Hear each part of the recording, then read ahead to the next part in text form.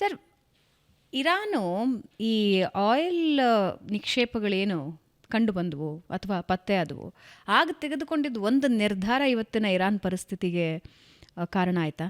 ಅಂದರೆ ಇವಾಗ UK ಒಬ್ಬ ವ್ಯಾಪಾರಿಗೆ ಅವ್ರ ಜೊತೆ ಒಂದು ಒಪ್ಪಂದ ಮಾಡ್ಕೊಂಡ್ಬಿಟ್ರು. ಅದೇ ಇವರೇ ಆಗ್ಲಿಂದಾನೇ ತಾವೇ ವ್ಯಾಪಾರದಲ್ಲಿ ಇಳಿದಿದ್ರೆ ಬಹುಶಃ ಇರಾನ್ ಇವತ್ತು ಈ ಪರಿಸ್ಥಿತಿ ನೋಡೋಕ್ಕಾಗ್ತಿರ್ಲಿಲ್ವೇನೋ.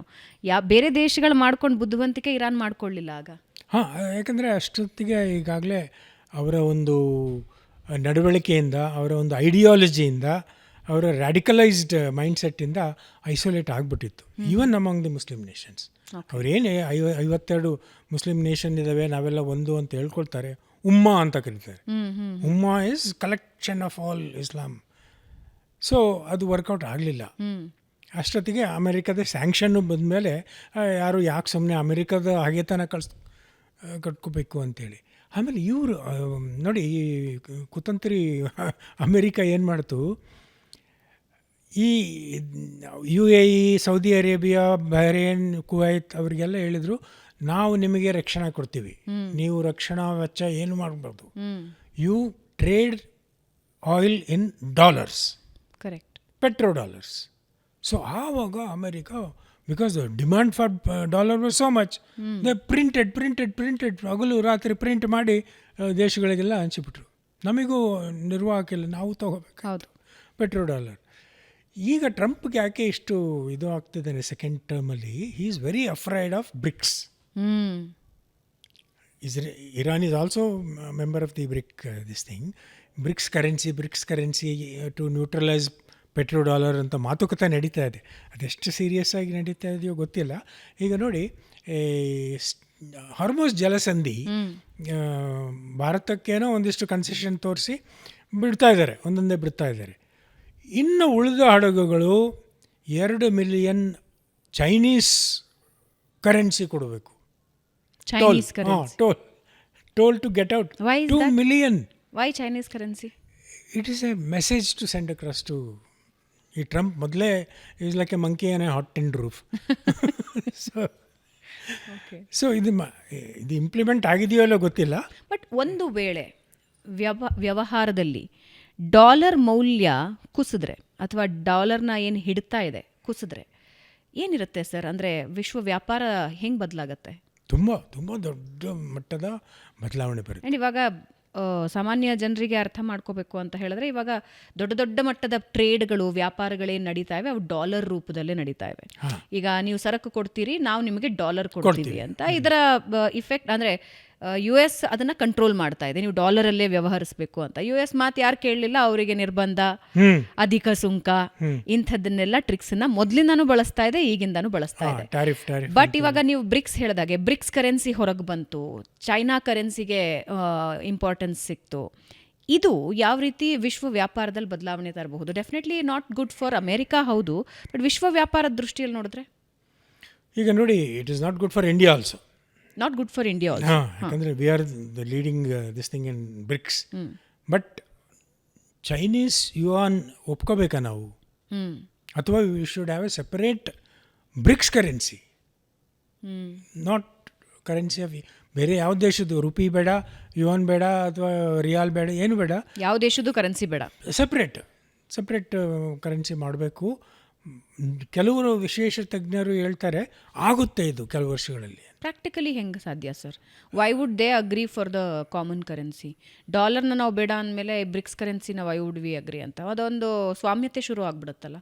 ಅಲ್ಲ, ಅದು ಹಾಗೆ ಬರಲ್ಲ. ನೋಡಿ, ಈಗ ಅಮೆರಿಕದ ಸಾಲ ಎಷ್ಟು ಇದೆ ಗೊತ್ತಾ? $39 ಟ್ರಿಲಿಯನ್. ಅವ್ರು ಸುಮ್ಮನೆ ತೋರಿಸ್ಕೊಳ್ತಿರ್ತಾರೆ, ಅವ್ರಿಗೆ ಒಂದು $100 ಕೊಟ್ವಿ, $100 ಮಿಲಿಯನ್ ಕೊಟ್ವಿ, 3 ಬಿಲಿಯನ್ ಪಾಕಿಸ್ತಾನಿಗೆ ಕೊಡ್ತಾ ಇದ್ದಾರೆ, ಅವರು ಬಿಲಿಯನ್ ಗಟ್ಟಲೆ ಕೊಡ್ತಾ ಇದ್ದಾರೆ. ಬಟ್ ಒಳಗಡೆ ಟೊಳ್ಳು, ಅವ್ರದ್ದು ಎಕಾನಮಿನೇ ಟೊಳ್ಳು. ಸೊ ಆ ಹೆದರಿಕೆ ಇದೆ.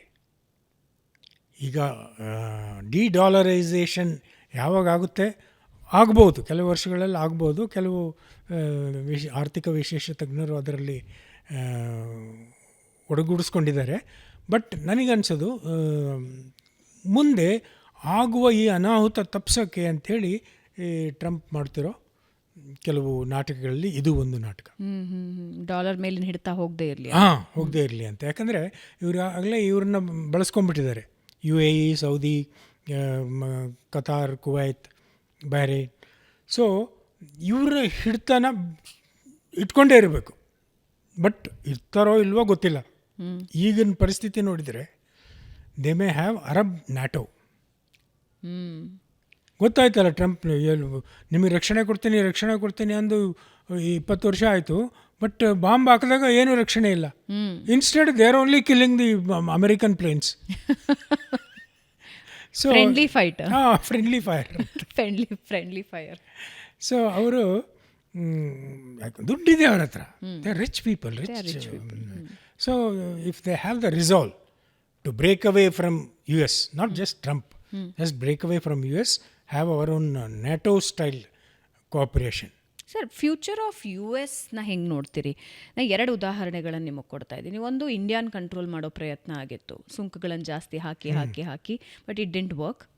I think mother of all deeds ಅದನ್ನು ಇಲ್ಯೂಷನ್ ಏನು ಅಮೇರಿಕಾ ಕ್ರಿಯೇಟ್ ಮಾಡಿತ್ತು ವರ್ಲ್ಡ್ ವೈಡ್, ಅದನ್ನು ಬ್ರೇಕ್ ಮಾಡ್ತು ಅಂತ ಅನಿಸುತ್ತೆ. ಇನ್ನೊಂದು, ವೆನೆಜುವೆಲಾಗೆ ಏನು ಮಾಡಿದೆ ನಾನು ಅದನ್ನೇ ಇರಾನ್ಗೂ ಮಾಡ್ತೀನಿ ಅನ್ನೋ ಪ್ರಯತ್ನ ಪಟ್ಟರು. ಅಟ್ ದ ಸೇಮ್ ಟೈಮ್ ಮೊಸಾದಿಕ್ನ ತೆಗೆದುಬಿಟ್ಟು ಮತ್ತೆ ಆಡಳಿತ ತಂದಿದ್ರು ಆಗ ಇರಾನ್ನಲ್ಲಿ. ಅದೇ ರೀತಿ ರೆಜಿಮ್ ಚೇಂಜ್ ಮಾಡ್ತೀನಿ, I can do anything anywhere ಅನ್ನೋದನ್ನು ಪ್ರಯತ್ನ ಪಟ್ಟಿದ್ರು. ಬಟ್ ಇದರಿಂದ ಲೂಸರ್ ಯಾರು, ಗೇನ್ ಮಾಡ್ಕೊಂಡಿದ್ಯಾರು ಸರ್? ಅಕಾರ್ಡಿಂಗ್ ಟು ಮೀ ನನಗನ್ಸಿದ್ದು ಅಮೇರಿಕಾದ ಏನೆಲ್ಲ ದೌರ್ಬಲ್ಯಗಳಿದೆಯಲ್ಲ ಎಲ್ಲವೂ ಎಕ್ಸ್ಪೋಸ್ ಆಗ್ಬಿಟ್ಟು ಈ 1 ವರ್ಷದಲ್ಲಿ ಅಂತ. ಪೂರ್ತಿ ದೌರ್ಬಲ್ಯಗಳು. ಒಂದು, ವ್ಯಾಪಾರದಲ್ಲಿ. ಆಮೇಲೆ ನಾನು ಸ್ಯಾಂಕ್ಷನ್ ಹಾಕ್ತೀನಿ, ಇರಾನ್ ಮೇಲೆ ಸ್ಯಾಂಕ್ಷನ್ ಹಾಕಿ ಅವರನ್ನು ಎಷ್ಟು ಪ್ರಬಲ ಮಾಡಿಬಿಟ್ರು US-ನವರು ಅಂತ ಹೇಳಿದ್ರೆ, ಟುಡೇ ದೇ ಆರ್ ಸೇಯಿಂಗ್ ನಿಮ್ಮ ಇದು ಏನೋ ಫ್ಲೈಟ್ಸ್ ಹೊಡೆದಾಕಿದ್ದೀವಿ ಅದ್ರ ಬಗ್ಗೆ ಮಾತಾಡಿ. ನೀವು ಅಂದುಕೊಂಡಷ್ಟು ಬಲಶಾಲಿ ಆಗಿದ್ದಿದ್ರೆ ಇಷ್ಟು ಹೊತ್ತಿಗೆ ನೀವು ಗೆದ್ದಿರಬೇಕಾಗಿತ್ತು, ನೀವು ಸೀಸ್ ಫೈರ್ಗೆ ಹೇಳ್ತಿರ್ಲಿಲ್ಲ ಅಂತ ಡೈರೆಕ್ಟ್ ಹೇಳಿಕೆಗಳನ್ನು ಕೊಡ್ತಾ ಇದ್ದಾರೆ. ಒಂದು, ಇರಾನ್ ಎಷ್ಟು ಸ್ಟ್ರಾಂಗ್ ಆಗಿದೆ ಅನ್ನೋದು ಇಡೀ ಪ್ರಪಂಚಕ್ಕೆ ಗೊತ್ತಾಯಿತು, US ಎಷ್ಟು ವೀಕ್ ಆಗಿದೆ ಅನ್ನೋದು ಇಡೀ ಪ್ರಪಂಚಕ್ಕೆ ಗೊತ್ತಾಯಿತು ಅನ್ಸುತ್ತೆ. ಎಸ್ಪೆಷಲಿ ಈ ಒಂದು ಯುದ್ಧ ಏನು ನಡೀತಾ ಇದೆ, ಎಪಿಕ್ ಫ್ಯೂರಿ ಅಂತೇಳಿ, it is epic burden on US and epic blunder. It is an epic blunder. ನೋಡಿ, ನಾವು ಕೆಡೆಟ್ ಇದ್ದಾಗಲೂ ನಮ್ಮದೊಂದು ವಾರ್ ಸ್ಟಡೀಸ್ ಅಂತ ದಪ್ಪನ ಬುಕ್ಸ್. ಫಸ್ಟ್ ಚಾಪ್ಟರ್ ಅಂದರೆ selection and maintenance of aim. ಯುದ್ಧಕ್ಕೆ ಒಂದು ನಿರ್ದಿಷ್ಟವಾದ ಉದ್ದೇಶ ಇರಬೇಕು. It cost money, it cost resources, more importantly it cost lives. Correct. ಅಷ್ಟೆಲ್ಲ ಮಾಡಬೇಕಾದ್ರೆ ಈಗ ನೋಡಿ, operation Sindoor it didn't happen overnight. Correct, right. From April 22 afternoon onwards ಸತತವಾಗಿ ಮೀಟಿಂಗುಗಳು ನಡೆದು, ಡೆಲಿಬರೇಷನ್ ನಡೆದು, ಎಲ್ಲ ಏನೇನು ಮಾಡಬೇಕು ಪ್ಲ್ಯಾನ್ಗಳು ನಡೆದು, ಆಮೇಲೆ ಎಲ್ಲ ಪ್ಲ್ಯಾನ್ಗಳನ್ನ ಇಂಪ್ಲಿಮೆಂಟ್ ಮಾಡೋಕ್ಕೆ ಸಂಪೂರ್ಣವಾಗಿ ಫೀಲ್ಡ್ ಕಮಾಂಡರ್ಸ್ಗಳಿಗೆ ಸ್ವಾತಂತ್ರ್ಯ ಕೊಟ್ಟರು. ನೀವು ದಿಸ್ ಈಸ್ ದ ಏಮ್. ಅವರು ಏನು ಹೇಳಿದರು ಡೈರೆಕ್ಟಾಗಿ ಅಂತ ನಮಗೆ ಗೊತ್ತಿಲ್ಲ, ಬಟ್ ಅವರು ಸ್ಪಷ್ಟವಾಗಿ ಹೇಳಿದ್ದಾರೆ, this is the aim of the war. ಒಂದು, ಟೆರರಿಸ್ಟ್ ಹೈಡೌಟ್ನ ನಿರ್ನಾಮ ಮಾಡಬೇಕು. ಇನ್ನು ಎಸ್ಕಲೇಟ್ ಆದರೆ ಅವರ ಏರ್ಬೇಸ್ಗಳನ್ನ ನಿರ್ನಾಮ ಮಾಡಬೇಕು. ಆಮೇಲೆ ಜಾಸ್ತಿ ಪ್ರೊಲಾಂಗ್ ಮಾಡಬಾರ್ದು, ಎಳಿಬಾರ್ದು. ಈ ಥರ ಒಂದಿಷ್ಟು ಭಾಳ ಸ್ಪಷ್ಟವಾಗಿ ರಾಜಕೀಯ ನಾಯಕತ್ವ ನಿರ್ದೇಶನ ಕೊಟ್ಟ ಮೇಲೆ then it was left the armed forces how to plan, how to go about ಅಂತ. ಆ ಥರ ಅಮೇರಿಕಾದಲ್ಲಿ ಆಯಿತಾ? What was the aim sir? That is the thing, there was no aim.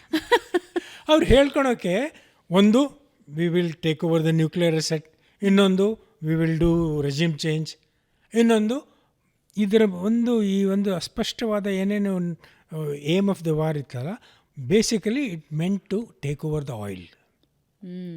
ಯಾವಾಗ ವೆನಿಜುವೆಲಾದ ಒಂದು success, as for them it's a success. ರಾತ್ರೋರಾತ್ರಿ ಪಾಪ ಅವನು ಅವರ ಶ್ರೀಮತಿಯವ್ರನ್ನ ಎತ್ಕೊಂಡು ಹೋಗಿ, in any case Venezuela was A very badly governed.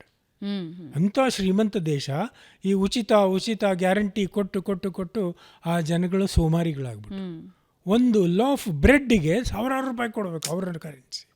ಆ ಥರ ಸಿಚುಯೇಷನ್ ಬಂದಾಗ it was easy for Trump use special operation force and lift him and bring it back. Correct me if I am wrong sir.